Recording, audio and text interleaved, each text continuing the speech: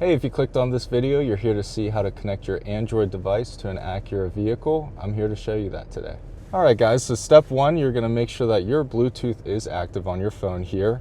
Right now it is, so we're all good there. On the vehicle's display here, you wanna just swipe over, get yourself to general settings there, go over to connections, manage device connections, and then you wanna hit connect new device. Now it's telling me I just wanna look at my phone here under the Bluetooth device.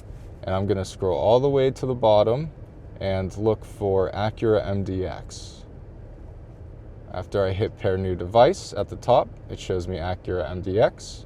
Click on that.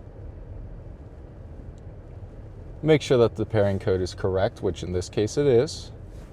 Hit pair. And you can see it's connecting to the phone. So yes, I would like to enable Android Auto.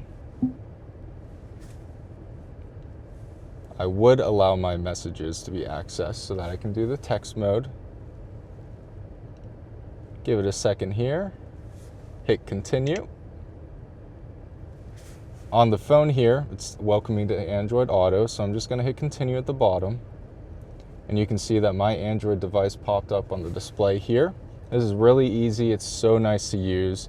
On the left here, you can see a big view of your GPS that you're using. You can use the Google's GPS. You can download your own like Waze. On the right here, you can see the music that you like to listen to, as well as at the top right, you can see different quick options for your GPS. So your home, your work, anything that you want to use there. If you like this video, don't forget to like and subscribe. And if you want to check out our inventory, it's available at smellacura.com.